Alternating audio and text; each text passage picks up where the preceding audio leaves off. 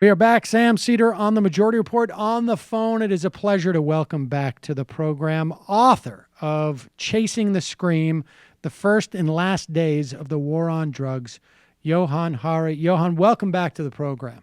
Hey Sam, I'm really excited to be back with you. I think the interview I did with you was the first American interview I did about my book. So It I feel was. I still get emails, frankly, about that interview. It was, oh, and it was as the book was coming out. It has become a huge international success, and it seems like you have been doing one of the most protracted book tours I've ever heard of. I keep ending up in these like bizarre places. Like one day I'll wake up and I'll be in like Colombia, and then I seem to be in Australia, and then it's just like a kind of bewildering. But I feel a warm haze of nostalgia talking to you, so I'm very happy. Well, I appreciate your coming back, and of course, this is days before the UN General Assembly, which will be the first one since 1998 that deals with drugs. And before we get to that, I want to ask you what, since writing the book, and I know the book was a very, I mean, obviously it dealt with policy and broader issues, but I also know that it was a very sort of personal experience for you. I'm curious, in the course of all your travels since writing the book and people reading it, what, I guess, has your perspective on what you wrote changed? Have you learned something that you would add in a sort of a second edition or a third edition of the book? It's a really good question. I was trying to think about that the other day.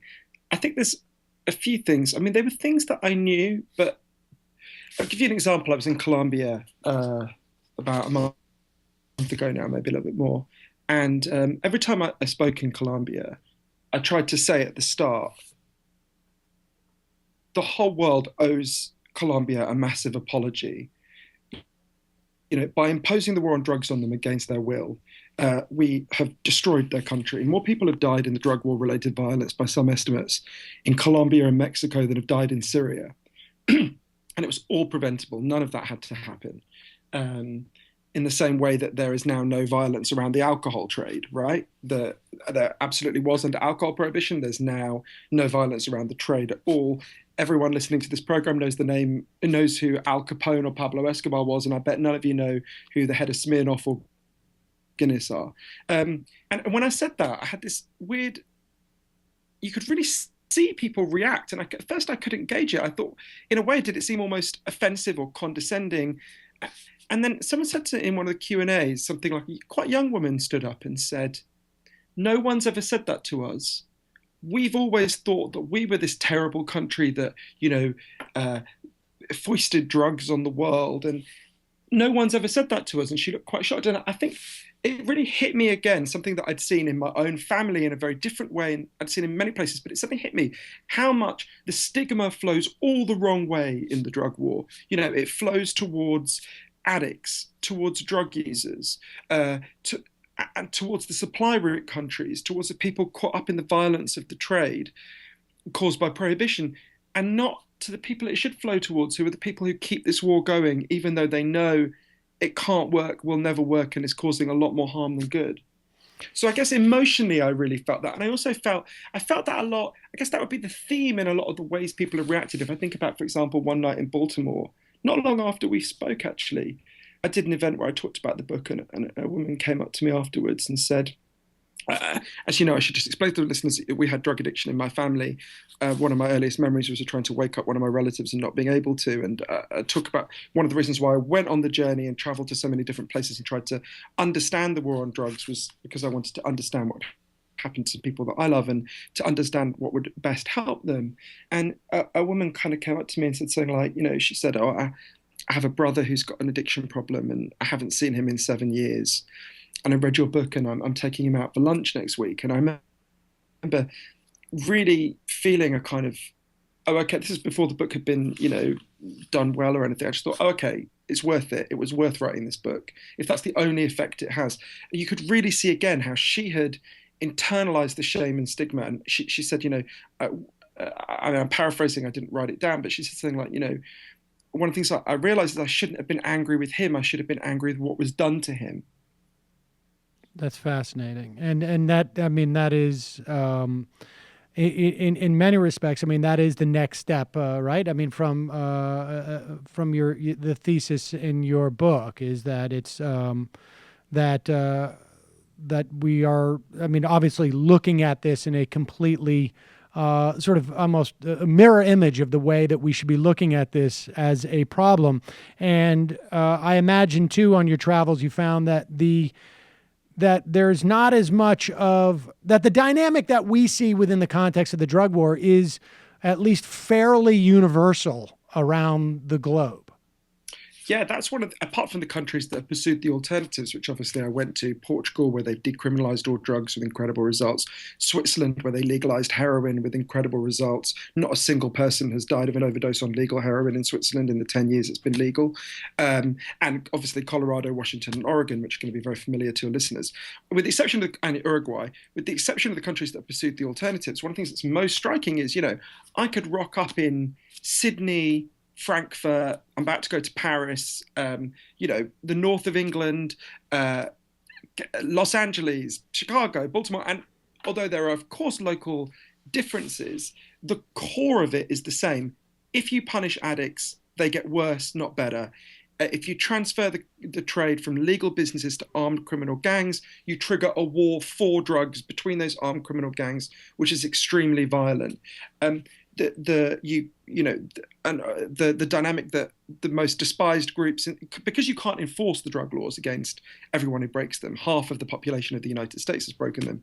Obviously, they end up getting enforced against the most easily picked on groups in that society. In Australia, it was Aboriginal people. In the United States, it's overwhelmingly African Americans. But you would see these dynamics play out in very similar ways across the world, which tells you something about how that war works. Well, what didn't occur to me, and I think until I started, reading about the UN's convention on drugs that's taking place on gas, as it's called, that there is I guess much of this started with the UN's Convention on Narcotic Drugs of 1961, but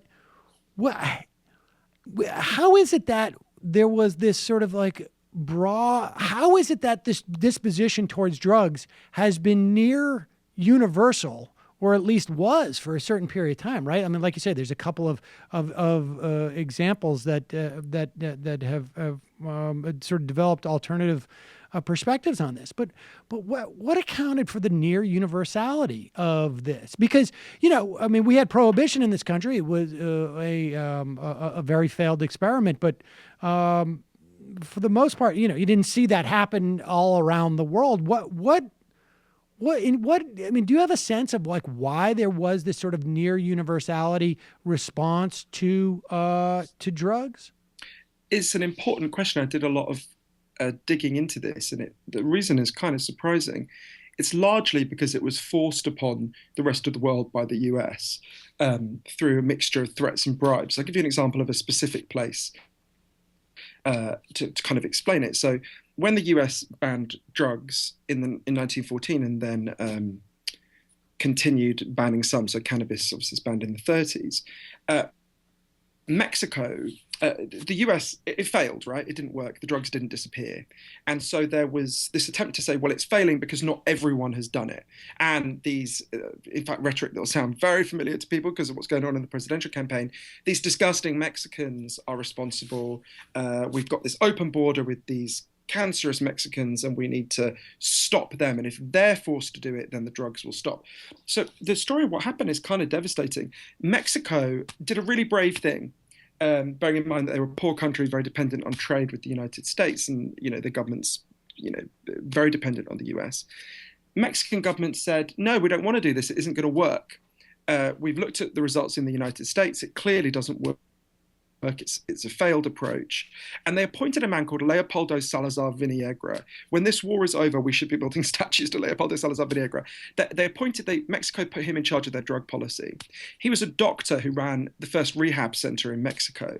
And he said things that would seem visionary now. He said, we shouldn't ban cannabis because it's not particularly harmful. With other drugs, we need to respond with love and compassion. And we mustn't ban drugs because then Mexico will be taken over by armed criminal gangs. If any person has ever been vindicated by history, it's Leopoldo Salazar Viniegra. And Harry Anslinger, who was running the drug war, basically the founder of the modern drug war. We talked last time, I think, about the role he played in stalking and killing Billie Holiday, the great jazz singer. Harry Anslinger basically, and the US government basically said to Mexico, get rid of this man, he's got to go. And Mexico, again, very bravely said, no, we don't, we're going to determine our own policy. And so they made this escalating series of threats until in the end what they did is they cut off the supply. So legal opiates for like hospitals, so painkillers for hospitals were manufactured in the United States. And what the US said, you're not getting any more painkillers until you fall into line. So they cut them off. So people started to die in agony in Mexican hospitals. And so obviously Mexico had to give in. And the whole course of Latin American history in the 20th century really branches at that point. If I think about the time I spent in Juarez and in northern Mexico, you know, as you know, I got to know a hitman for the deadliest Mexican drug cartel, a guy called Rosalio Reta, who between the ages of 13 and 17 butchered or beheaded about 70 people. If you think about the horror show that's happened to Mexico, it really begins at that moment, and none of it had to happen. Just like, as I said, as we were saying, you know, what happens to the violence around the alcohol trade? It ends the day alcohol prohibition ends. Right. This violence is entirely the product of prohibition. And this is one of the main reasons why. So you mentioned the UN meeting, and this is, I think, an incredibly exciting moment. So once every 10 years, the UN holds this big drug summit, and they basically say, you know, up to now, it's happened once every 10 years, and all the countries of the world gather, and they basically, partly, not entirely, but partly due to this US pressure, basically commit to ridding the world of drugs. You mentioned, we were talking before we went on air about the official slogan of the last UNGAS, the last UN drug summit was, do you want to say it? Yeah, let me pull it up here. It was, yeah, I like saying it because it sounds like, I was telling you, it sounds like something I'd hear at my kids' preschool. A drug-free world. We can do it.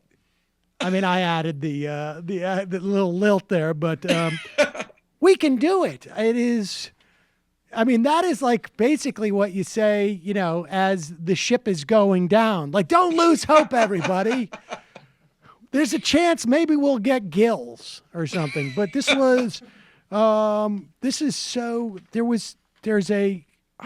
such a sort of like a, this is like an Up With People. I don't know if you know that reference, but just so one of these sort of like saccharine, you know, I don't know, encouraging things for high school teenagers. Like, hey, don't worry, you know.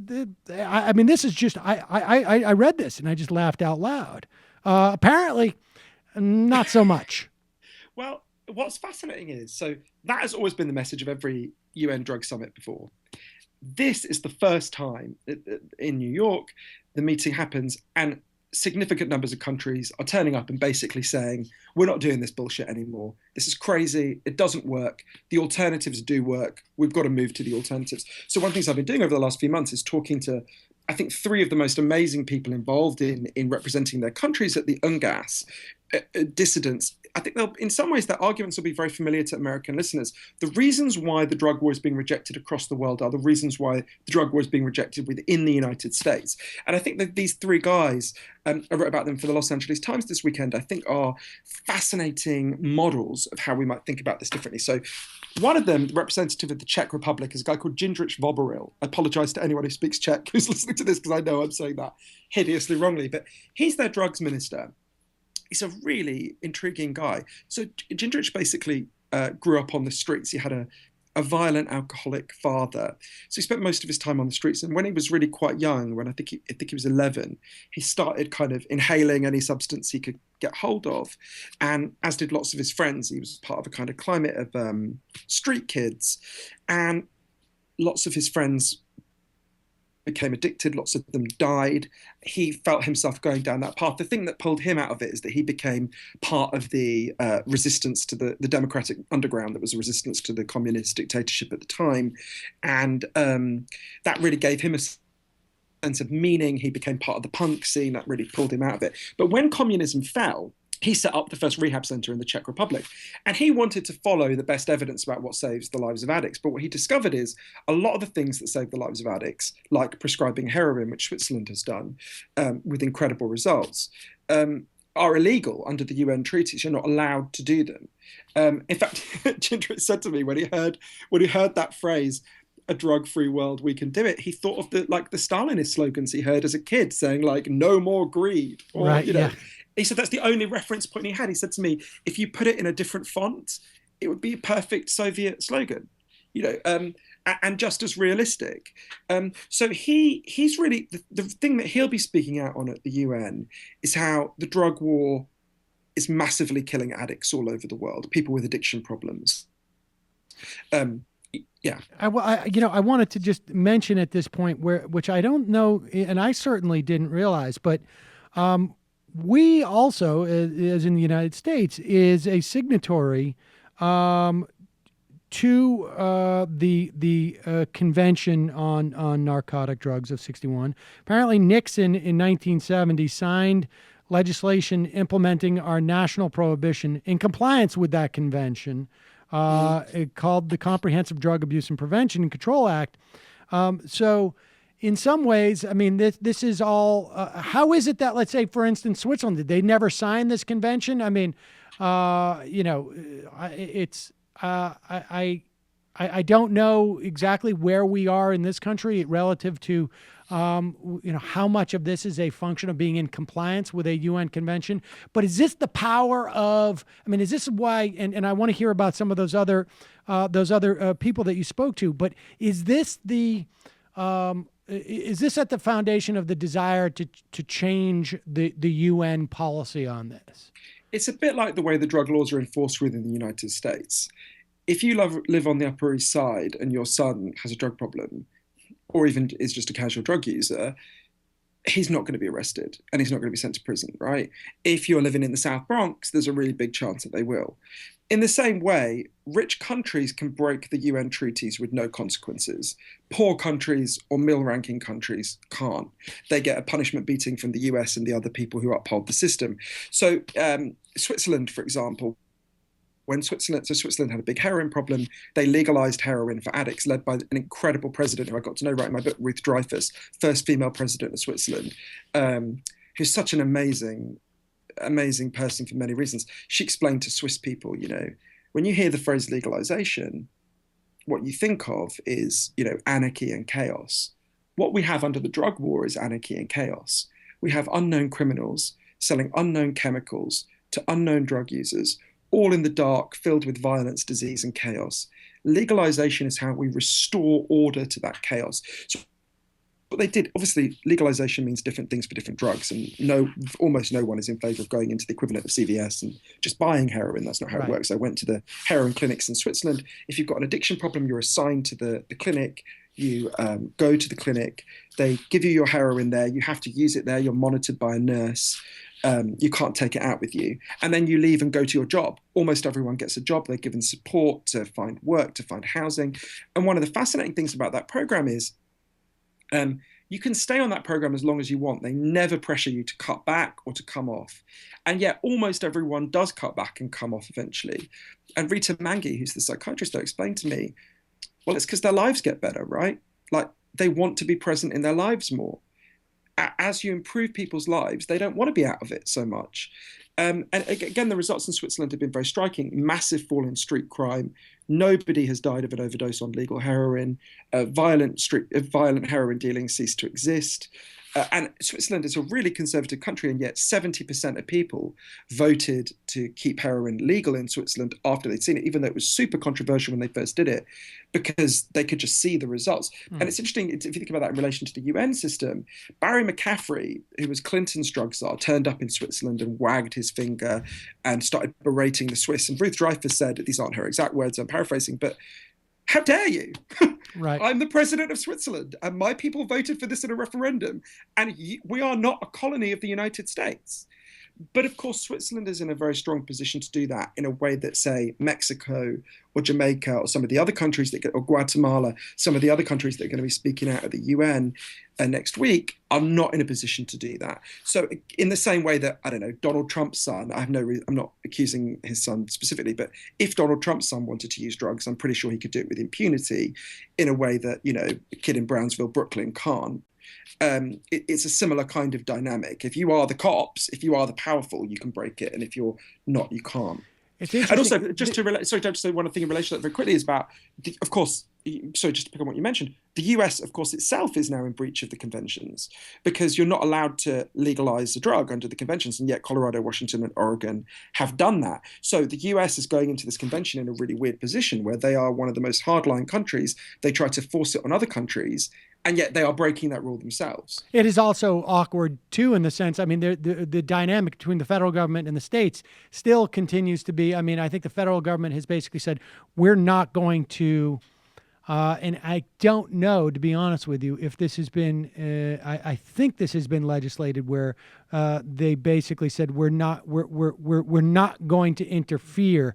But at the very least, I know that it's an executive action. It could have been legislated at this point. I cannot remember what the outcome of it was. Yeah, no, you're right. It hasn't been legislated yet, which is why you had people like Chris Christie when he was running saying, if I get in, I will go after the Colorado and Washington dispensaries. I mean, they're already in a very difficult position because in terms of the banking laws, even though you can legally do it, it's very hard to have a bank account even. I think in Colorado, my sense is in Colorado, there isn't a single bank that will take money. And so you've got these cottage industries growing up where people are basically literally like renting out warehouses to store their cash that they're getting legally because they just can't, their company cannot deposit it. They can't get a bank account. And there's lawsuits, I think, against some of the regional Federal Reserve banks. But, it occurs to me that this convention functions in the same way. I mean, the parallel that occurs to me is in the same way that the United States is attempting through things like the TTIP and the TPP to impose its copyright regime and its essentially its copyright regime around the world. I mean, so that they can control the value of products made here. I mean, maybe it's and also, frankly, the patent regime in terms of drugs. Maybe a coincidence, maybe not, but it's the same type of thing, right? This becomes a means of leverage to enforce the laws here and the system that we have here. I think there's something in that. I wouldn't want to take that too far, but I think there's something in that. I don't think it's the main thing driving the drug war, but I think there is something in that. And I always think there's this funny quote I keep thinking of as you're talking. When they were forcing all the other countries to fall in line from the 30s to the 50s. Harry Anslinger, the guy we were talking about, the inventor of the drug war, at one point, another representative of another country, I think it was Thailand, challenged him at the UN. In fact, this would have been the last time there was a challenge until this week.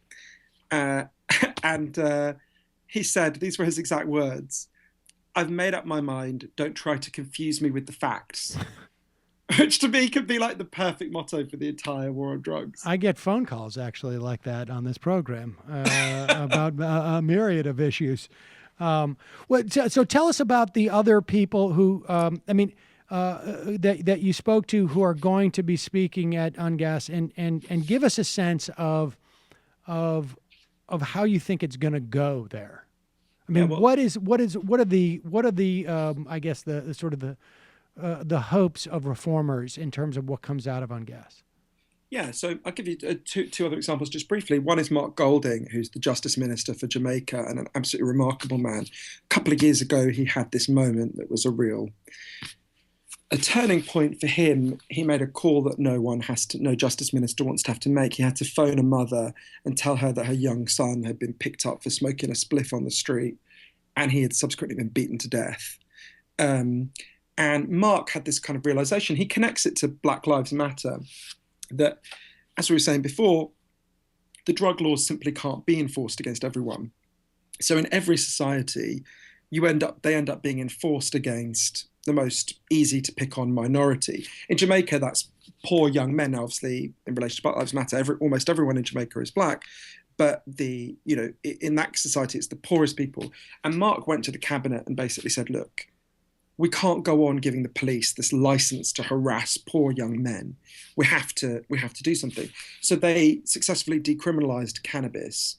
Now they haven't legalized, because you're not allowed to do that. So under the UN conventions, you're allowed to have limited decriminalization for personal use, but you're not allowed to fully legalize. You're not allowed to do what Colorado's done with cannabis and what Switzerland's done with heroin.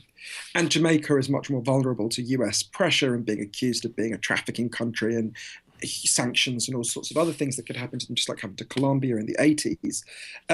So they're not doing everything they want to do. They still have to go to war they still have to have this war between criminal gangs to control the trade, and they have to go to war. The state has to go to war against them. They have to go to war against the farmers who are growing it. That they're not happy. But so Mark is going to be speaking out, basically saying prohibition of cannabis is madness, and the drug laws allow a licensing of poor people. From Colombia, I spoke to Mauricio Rodriguez in Cartagena in Colombia recently. He's a fascinating man. He's been involved in advising President Santos, who hopefully is going to be speaking out at the UNGAS. It's not clear whether the president himself will go, but hopefully he will. And I think they have a really profound moral authority. The country has been completely destroyed.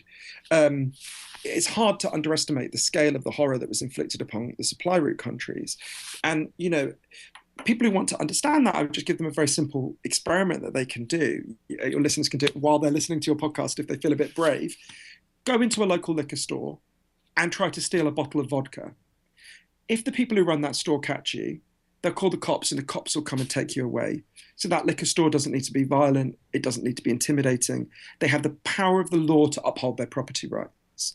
Now try to go, unless you're in Colorado, Washington, or Oregon, try to steal not a bottle of vodka, but a bag of weed or a bag of Coke. If the guy selling that catches you, obviously he can't ring the cops, right? The cops would come and arrest him. He has to fight you. Now, he doesn't want to be having a fight every day. So he's got to establish a reputation for being such a badass that no one will dare to take him on. I learned a lot of this from my friend Chino Hardin, the transgender crack dealer in Brownsville, Brooklyn, that I write about in Chasing the Scream. You've got to establish a reputation for being so friendly. You have to establish your place in the neighborhood as the dealer through violence. The war on drugs creates a war for drugs. Now, that plays out in the United States. Milton Friedman, the Nobel Prize winning economist, I wouldn't normally quote him approvingly because I think he was a deeply evil man, but on this he was right. Calculated there are 10,000 additional murders every year in the United States as a result of that dynamic. Now, you look at all these killings that are happening in Chicago at the moment, that's overwhelmingly that dynamic. Often on the same corners where Al Capone's people were killing people during alcohol prohibition, just if you want some symbolic resonance. Now, that violence ends when you end prohibition, right? There are no violent heroin dealers in Switzerland now. So Mauricio, President Santos, and in fact the three countries that called for the UNGAS to happen a little bit early, Mexico, Colombia, and Guatemala, are going to be saying, look, this violence is destroying us. There's a great line David Simon, the creator of The Wire, said, the United States is prepared to fight the drug war to the bones of the last Mexican. Right. And it does kind of feel like that to them. And if I think about the time I spent, particularly in northern Mexico, some of the stuff that I saw there and learned about there, I mean, that was, I've been to some pretty awful places. I've been to Iraq, I've been to Gaza, I've been to the Congo. I have to say that the violence in northern Mexico is the most, what the people I met who were victims of that violence there, it's the most brutal violence I've ever learned about and the most preventable. So that's what Mauricio be talking about. But so in terms of what they're hoping for, I guess there's two things really. there's the kind of lowest goal, which is no one will ever be able to say again that the world is united behind this demand, right? That ends this week. They can never say that again. They're not asking for much. They're not saying the whole world should shift to the policy that they prefer.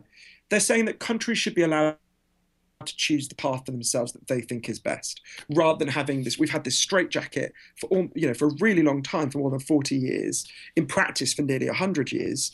So what they're saying is two things: allow countries to experiment if they want to, and the second thing is they're arguing that we should set up that the UN should set up a panel of experts, just leading experts on addiction, drug use, drug related prohibition related violence, all of the stuff we're talking about, to just prepare a report and report back to the UN in 2 years, recommending evidence-based policies on drugs. And I think it's incredibly revealing that the prohibitionist countries, the countries that are leading the charge to maintain or intensify the drug war, are resisting that demand. It tells you something when people don't want to look at the facts. If they thought the facts were on their side, Right. if they thought that what they were doing had good evidence, why? I mean, if you asked me about, I don't know, should we set up a panel about global warming to look at the facts? I'd be like, yeah, damn right, because I'm totally confident it would find the things that, that you and I know about global warming and that, right wingers deny. It's revealing that they're not doing that. Who are those countries? Who are the main impediments to reforming these policies and basically just allowing other countries to have authority, some type of sovereign authority to experiment and to change their policies? It's a weird coalition. So the US is at the head of it still, despite Colorado, Washington, and despite the fact that huge majorities of people in the United States now agree the drug war has failed. The others are Russia. A few years ago, I very, very briefly met Viktor Ivanov, the Russian drug czar, who is one of the most chilling and evil people I've ever met. China, Cuba, weirdly, Fidel Castro and his brother are the last remaining Reaganites in the Americas. I don't quite understand why. And Saudi Arabia, Pakistan, South Africa, those and Southeast, some of the Southeast Asian countries like Thailand. Oh, sorry. One of the other really minimal demands that is being made at the UNGAS by the reform-related countries is to say, at the very least, we shouldn't be executing anyone anymore in relation to the drug trade. A very large amount of the executions in Thailand and in China are drug-related executions. So it's Iran is the other one as well. So it's a kind of ugly coalition of authoritarians, dictatorships, religious fundamentalists, and the US for. I mean, what accounts for this coalition? I mean, do you think it's? I mean, if we carry out the analogy you made to someone on the Upper East Side using drugs and not having to pay a price, but somebody caught with a joint in the Bronx ends up in jail, or is it that these I guess anti-drug regimes offer a mechanism in which to crack down? I mean, I think it was Handelman. Who had conceded the other day, or maybe somebody had reported on an interview that they had with him in the 90s, where he said, yeah, that whole war on drugs thing, that was just basically an excuse for us to marginalize hippies and black people.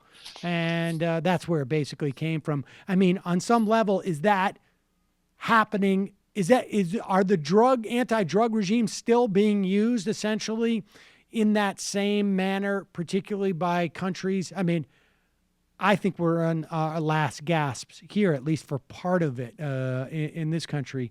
But in a country like Russia and China, I mean, are these mechanisms in which to crack down on people who are usually either legitimately or illegitimately, but are associated with other activities that the government wants to intimidate and quash?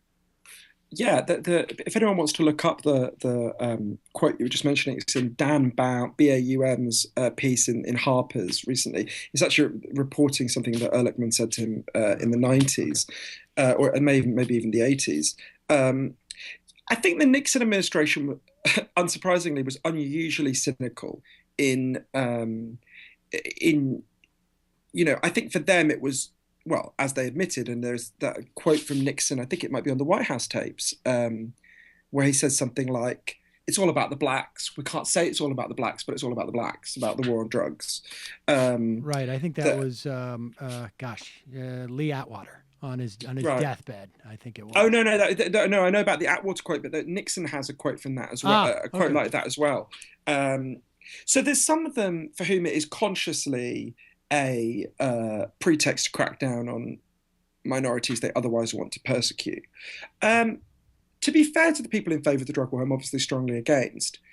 I don't think that is the conscious and deliberate reason. I don't think that's the primary reason. It's definitely a reason. I don't think it's the primary reason why they're doing it. I think there are several reasons, not all of which are, inherently disreputable. So I think some reasons. One is there are problems caused by drugs. Now, the war on drugs makes all of them worse, but I don't. I think what's the best way to put this? It is an understandable reaction to look at the problems caused by drugs and to have a primitive feeling, which is we need to just get rid of these things. Right.